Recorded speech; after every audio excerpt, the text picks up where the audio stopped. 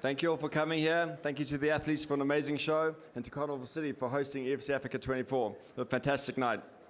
I'll now be announcing the prize-winning athletes from the evening. The winner of submission of the night is Mornay Prinsloo. He finished about 2 minutes 41 seconds into the first round by way of verbal submission. Winner of knockout of the night is Petey Coxon. Knocked out his opponent 2 minutes 33 seconds into the first round. And fight of the night is awarded to the middleweight clash between JC Lamprecht and Drickus du Plessis. Now, press, please raise your hand if you have any questions. I've got a question for Gareth. Gareth, congratulations on retaking the belt. You went into a massive battle this evening. Was a first round submission victory ever on your list of possible endings for you? Look, like I said in the ring, Jeremy's not a guy that had been submitted before or even stopped, so it wasn't something that we had put in the game plan. You know, we worked hard to stay fit and see if we could push the distance and if we could take it to the full 5 rounds.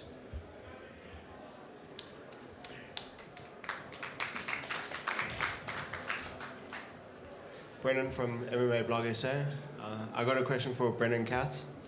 Brendan, you said in a recent interview with Pretty Tough magazine that you didn't think a win over Gareth should earn you a shot at the title. Do you still hold that view post the fight?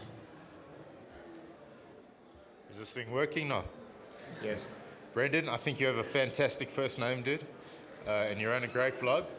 Do I think this earns me a title fight? I don't think so. Honestly, you know, this wasn't my best performance. I was shaking off a lot of rust.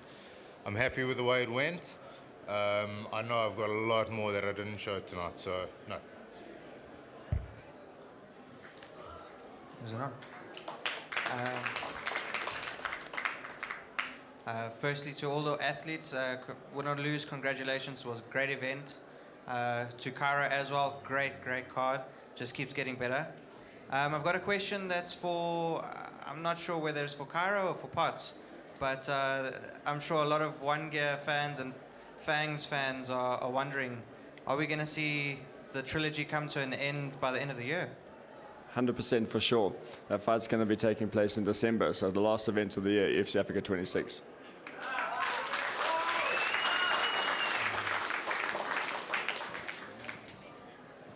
I have a question. My question's for Elaine. Hi there, Elaine. It seemed like you had a problem with your shoulder in your fight. Could you tell us what was going on there?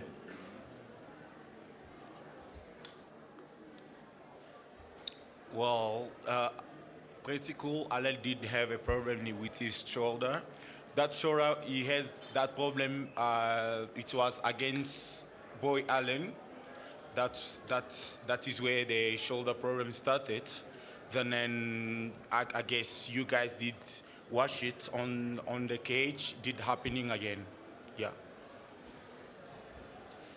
Just to follow that up for Demart, congratulations, 8-0, 5 title defenses, another record. We were all expecting a much more aggressive striking battle. Were you also surprised when Elaine really didn't go forward that hard against you? Thank you. You know, I was quite worried about that body kick because I didn't want to get dropped with the body kicks. That's why I was a bit more just waiting for him. But it surprised me that he wanted to take me down and to work for me. I think his game plan didn't work that well for him, so I think I managed to do what I needed to do.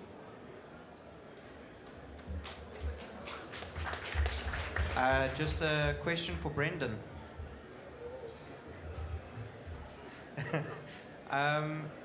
Now that you've said you don't feel like you need the title shot yet, is there anyone you've got in your sights that you'd like to face next? Yeah. Okay, that's Cairo's decision. Graham and Cairo will organise that. Then my team will, my management team will say yay or nay, and then, we'll go from there. We'll see what happens. I'm not phased to a fight next. Fight anyone, but there's no one who's scary for me now. I've got a question for Ricky Michalis. Ricky, after the fight finished and Potts had won, you left the cage quite abruptly before the ref announced the bout. Can you elaborate on why you did that? First of all, I'll take my head off and then I'll say sorry to everyone for leaving the cage the way I left it. You have to be a fighter so you can never say more than I had in the cage. I was so upset and then I couldn't believe that I can have that fight on the ground. I came here to fight. I didn't come here to hug. I'm a man. So I was expecting a good fight, and I have to say thank you to Pot, and then all the way to the title. But I'll meet him again. We're gonna bump again next time. And then, yeah, it's one of these days. It's one of these days. I'm very, very sorry for leaving the cage they were left it, but I was so upset. You have to be a fighter. Once again, you have to be a fighter so you can have the same mood ahead. So, yeah. Thank you.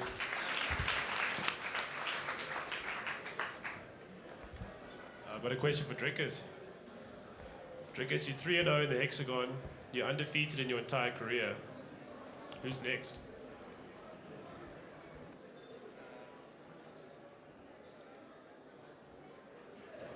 Wel, ek sal enigiemand fight. Ek voel dat op hierdie vlak is daar nie iemand waarvoor jy kan bang wees of sê daai is te goed om te fight nie.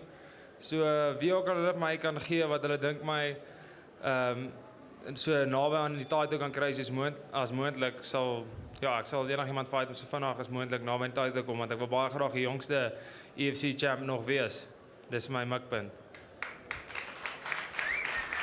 Just to follow up on that, how far do you think you are from a title shot? Like, could you say how many more fights you think you need?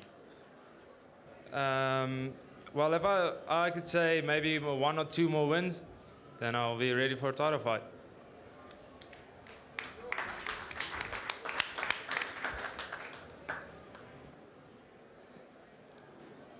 I've got one for Elaine.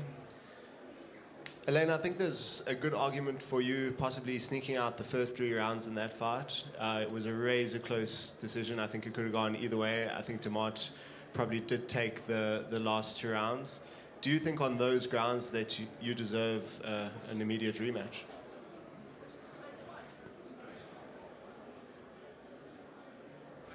Well, thank you for the question. Alain Ilunga is like saying thank you to Pena. Pena show that he's a man. And then he's still young. He got 22 years old. And then he got stand-up fight. He's got stand-up style. He's got ground. He's really an MMA fighter, as you guys can see. So he's looking forward to have 1 or 2 more fights and to ask for a rematch. He's ready to face whoever they're going to give him. Even boy Allen, he also looking forward to have it.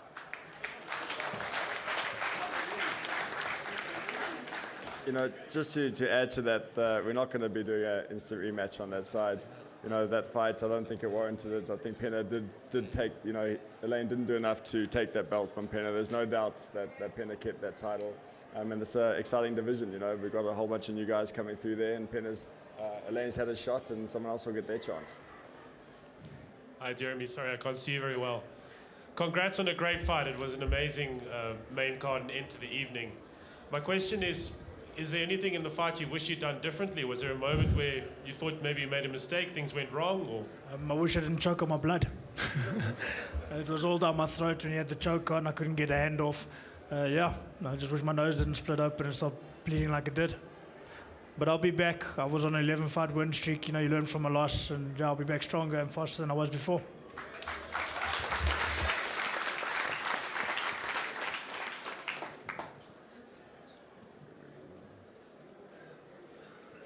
Gareth, so how does it feel now, having had the title in the past, losing the title now, regaining it? You've mentioned some time ago when I was chatting to you at the gym that having lost the title in the first place had given you some sort of new perspective on life, on MMA, because tonight really seemed like a make or break at night for you. Yeah, look, I think when I first had it, you know, I built myself around the belt, and when I lost it, you know, I didn't have an identity thereafter. So I really had to go back into the gym and find myself so that I could have my own identity and re-challenge. You know, I'm very humbled to sit at the top of a pile of really great fighters. I think there's there's 5 or 6 guys in this division on any night could be the champion. So what do you think now, having the title, you're going to be doing differently? I think, first of all, I'm going to have to go back and work even harder. You know, once you gain the title, it becomes a situation that everybody wants to take it from you. You've got to work that much harder to stay at the top than the next guy. And that's starting with JP Kruger. First event of next year. Just one last question for Jeremy. Jeremy, do you feel it was a good win? Well, yeah, any win's a good win. He beat me, and I made a couple of mistakes, but that's it. He deserves the belt. He beat me on the night. That's it. Okay.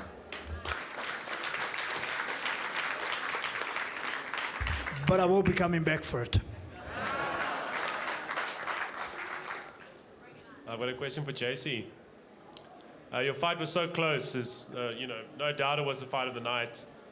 Is there anyone else you really want to fight before you fight Drickers again? I mean, I want to see a rematch. Ja, kyk, ek dink die fight kon definitief enige kant toe gaan het. Ons was bo onder en die tweede ronde het beide van ons ongelooflik moeg gemaak. Ek meen daai gescramble wat ek dan bo was, dan hy bo. Enige ou wat MMA doen sal weet hoe moeg dit jou maak. Ja, ek sal fight weer nou oor my pad stuur en dan sal ek definitief wil kyk vir 'n rematch. Ek dink voordat hy die title shot kan kry, dan sal ek hom weer wil beklei. Thank you.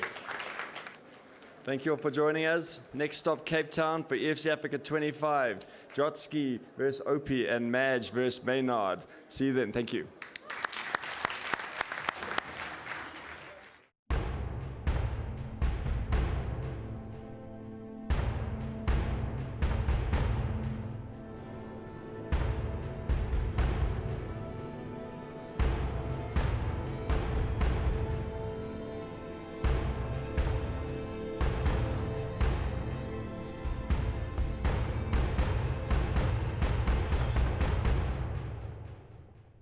At EFC Africa 25, 2 of the toughest lightweights will resume their rivalry as the defending lightweight champion Don Magic Man Madge squares off with the hard-hitting and striking specialist Leon the Iron Lion Maynard. Plus, the light heavyweight title is on the line as Gideon Juggernaut Druschke battles it out with the MMA veteran Frazier the Omen Opie.